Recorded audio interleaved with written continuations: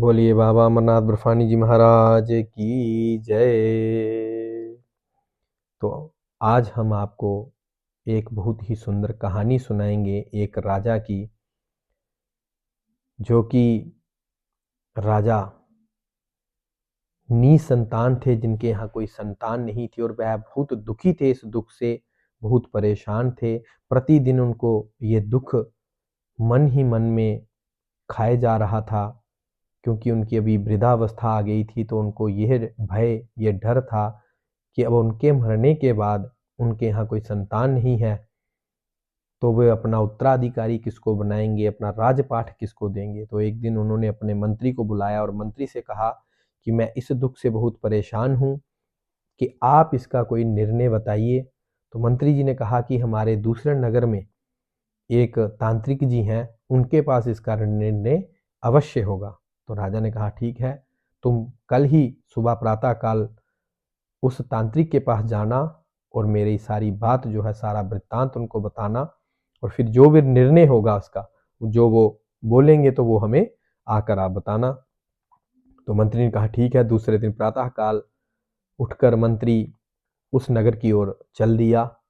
वहां जाकर वह तांत्रिक के पास गया और तांत्रिक को पूरी बात बताई राजा की, कि राजा ऐसे ऐसे बहुत परेशान है, वो निसंतान है हमारे राजा, क्या उनके यहाँ कोई संतान की उत्पत्ति प्राप्ति हो सकती है उनको। तो तांत्रिक ने कहा कि हाँ, हो सकती है, परंतु उसके लिए राजा को एक छोटे से बच्चे की बलि देनी होगी। तो मंत्री जी ने कहा ठीक है। वो वापिस आया, सारी बात राजा जी को बताई।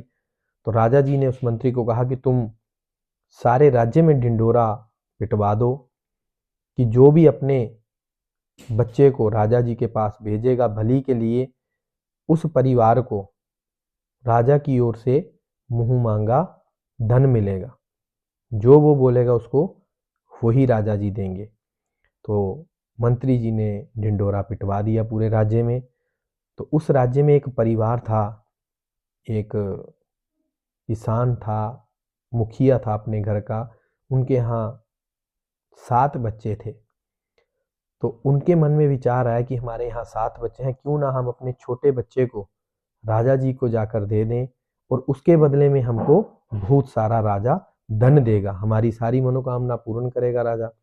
तो उन्होंने वो निर्णय अपने मन में बनाया और इस पर विचार करते हुए उस मंत्री को बोला कि ठीक है, कल हम अपने बच्चे को राजा जी के यहाँ ले आएंगे। तो राजा जी को सारी बात पता चली। दूसरे दिन दरबार लगाया गया, तांत्रिक को भी बुलाया गया। और जब तांत्रिक को बुलाया गया, और जो दूसरे गांव से, जो उस राजा के प्रजा से जो किसान था जिसने अपने बच्चे को लाया, सबसे छोटे बच्चे को राजा जी के सामने उसको रखा और कहा कि ये है मेरा बच्चा, आप इसकी बलि दे सकते हैं। तो राजा मन ही मन में थोड़ा प्रसन्न भी हुआ कि अब हो सकता है कि मेरे यहाँ संतान हो जाए।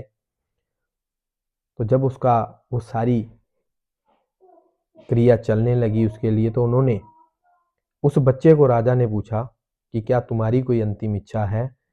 तो बच्चे ने मुस्कुराते हुए कहा कि हाँ राजा, मेरी एक अंतिम इच्छा है। तो उन्होंने कहा बताइए। तो बच्चे ने कहा कि थोड़ा सा रेत मंगवाया जाए।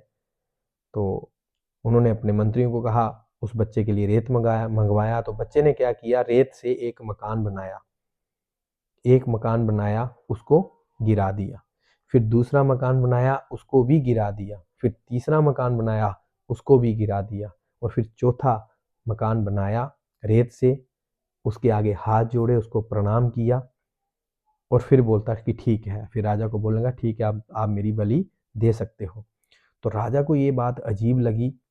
तो राजा ने उसको कहा कि ये तुमने क्या किया, बच्चे को, कि ये तुमने क्या किया, कहीं तुमने मेरे ऊपर तो कोई ऐसा कोई क्रिया तो नहीं कर दी जिससे मेरा नुकसान हो जाए, मेरे यहाँ आगे ही संतान नहीं है और मेरे भी प्राण चले जाए। वो डर गया राजा। तो बच्चे ने कहा कि नहीं राजा, मैं तो बच्चा हूँ, मैं क्या कर सकता हूँ, ना तो मैं कुछ जानता हूँ, बस भगवान की भक्ति करता हूँ, भगवान की पूजा पाठ करता हूँ। तो फिर उन राजा ने कहा कि ये तुमने क्या किया। तो फिर उस बच्चे ने बताया कि राजा, ये जो मैंने पहला रेत का मकान बनाया, ये मैंने अपने परिवार का बनाया और वो भी गिरा दिया, क्योंकि मेरे परिवार वालों ने मुझे आपको सौंप दिया मरने के लिए, आपको मारने के लिए मुझे सौंप दिया, इसलिए मेरा परिवार भी मेरा नहीं हुआ, मैंने वो भी घर गिरा दिया। फिर दूसरा घर मैंने अपने रिश्तेदारों का बनाया कि मेरे रिश्तेदारों ने भी मेरे माता पिता को मना नहीं किया, रोका नहीं कि तुम गलत कर रहे हो, तो मैंने अपने रिश्तेदारों का भी घर जो है वो भी गिरा दिया। और तीसरा घर जो था वो आपका था, क्योंकि आप तो राजा हैं, मैं आपकी प्रजा में हूँ। अगर राजा प्रजा को कोई दुख होता है तो राजा उसका हल करता है, परंतु आपने भी अपनी खुशी के लिए मेरी बलि देने का सोच लिया, इसलिए मैंने आपका भी घर जो है वो बनाया हुआ गिरा दिया। अब चौथा घर मेरे प्रभु का है, इसलिए मैंने सब कुछ प्रभु के ऊपर छोड़ा और भगवान को प्रणाम किया। तो अब जो भगवान के हाथ में है वही होगा, अब मैं बलि देने के लिए तैयार हूँ। तो राजा की आंखें खुल गई, राजा की आंख में आंसू आ गए। राजा ने उसी समय उस बच्चे को बुलाया अपने पास, गले लगाया और सबके सामने उसको अपना उत्तराधिकारी घोषित कर दिया, अपना बच्चे के रूप में उसको स्वीकार करके उसको उत्तराधिकारी घोषित कर दिया। और जो घर का मुखिया आया था वो तो सोचने लगा, देखने लगा। तो आप इस सारी बात से सोचें, समझें कि जो भगवान के ऊपर विश्वास करता है, भगवान कभी भी उसको उसके साथ गलत नहीं होने देते हैं। तो इसलिए सदैव भगवान के ऊपर विश्वास बनाए रखें, तो भगवान की कृपा आप सबके ऊपर होगी। तो हम भगवान के चरणों में आपके लिए प्रार्थना करते हैं कि आप सभी खुश रहें, स्वस्थ रहें, निरोगी रहें और जो भी आपके मन की कामना है भगवान पूरी करें। नमः पार्वती पते हर हर हर महादेव शिव शंभू।